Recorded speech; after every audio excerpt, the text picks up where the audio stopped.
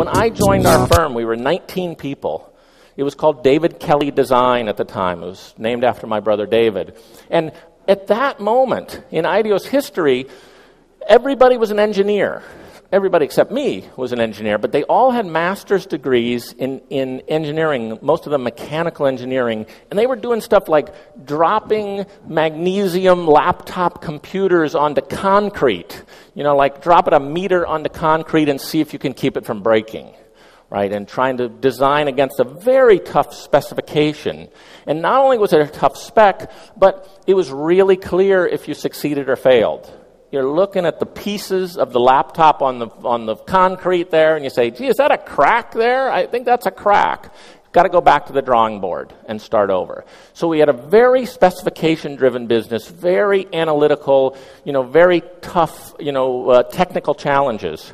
Until in 1991, along come these anthropologists. And then we had kind of a lot of them all at once in 91, and I didn't get it. I wish I could say I did. If you read the CEO memoirs, I love the CEO memoirs where they always say, at some point in the book, they always say, I was the first to see the new direction. I was the first to see the power of the internet, something like that. Not me.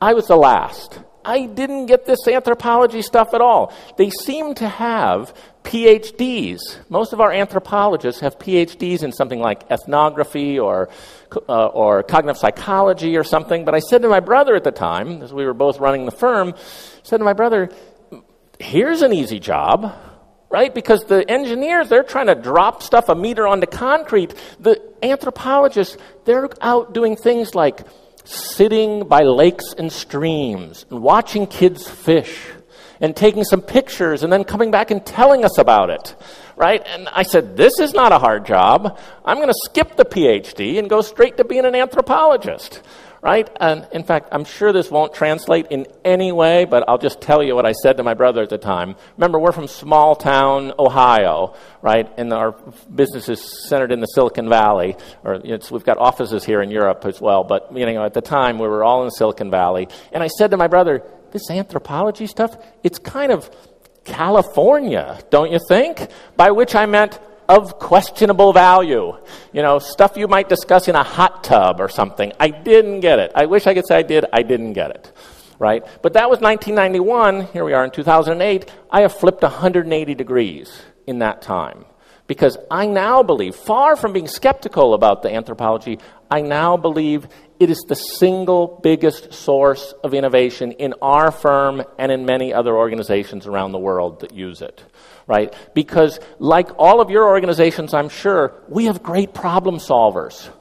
We have great people with, technical minds or analytical minds, or creative people who you give them a problem to work on and they will start right away with great enthusiasm, right? They are great problem solvers, but got to know what problem to solve.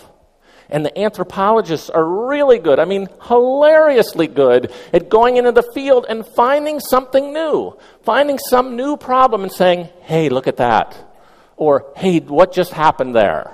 And often the answer to, hey, what just happened there, is a business opportunity. And it's not always a market viable opportunity, but every time, every time our anthropologists go into the field, they find some small opportunities. And then the decision is, can we make money on this? Can we effectively pursue this opportunity, right? But they find stuff every time hidden in plain sight. And so when we are working with very senior management, we try to work on this idea of fresh eyes. The CEO of Procter & Gamble, one of the biggest consumer products companies in the U.S., he would bring his team, his entire executive team from Ohio, where they are based, out to California once a year. So 40 senior executives, and these people have worked in their field 10 or 20 or 30 or some of them even 40 years. So they have this deep expertise. And we will say to them, look, we can't match your expertise. You know more about your businesses than we are ever going to learn. But for purposes of today, if you want to be a good anthropologist, we want you to set aside some of that expertise. We want you to see with fresh eyes. Right. In fact, we have an expression for this that we use when we're trying to get executives, people with deep expertise, trying to get them in the right frame of mind to be good anthropologists. And there's this word that I bet you use in Flemish that comes straight from French. It is untranslated. I spoke in 16 countries last year, and all of them use this word from the dictionary in French. You know, they just use it in their language, and it's called déjà vu. Right? Everybody knows déjà vu, been there before, right? Well, when we're working with these senior executives, we're trying to get them into the right state of mind. We're trying to get them to see with fresh eyes.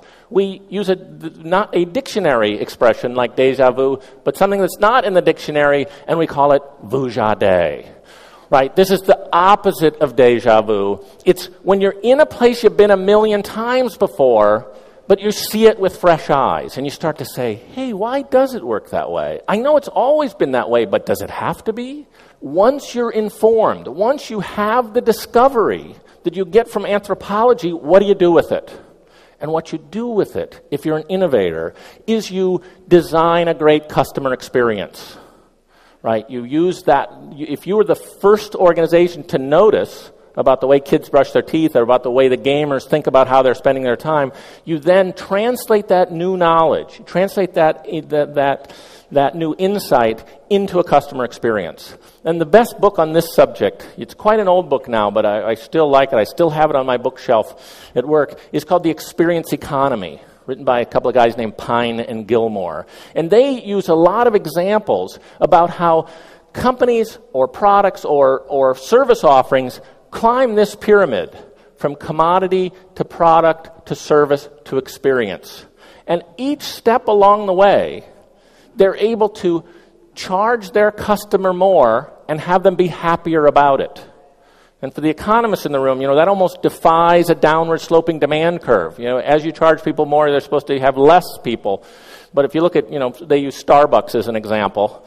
The cup of coffee, there's 100x markup from the beans harvested in the field to the, which is the commodity, to the product, which is at the ground beans in the grocery store, to the service, which is the local coffee shop, of which we have many bad ones in the U.S., to the experience, which is, got this architecture wrapped around it and things like that. 100 times markup from one to the, from the bottom of the pyramid to the top in that case. If you can think about the anthropologist, or you yourself or people on your team going out in the field and observing actual human behavior, as opposed to reading the marketing brochure about the way people should act.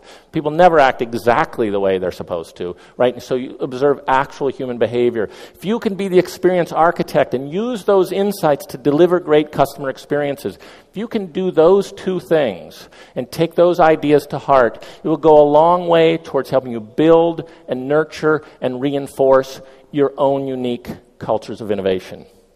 Thank you very much.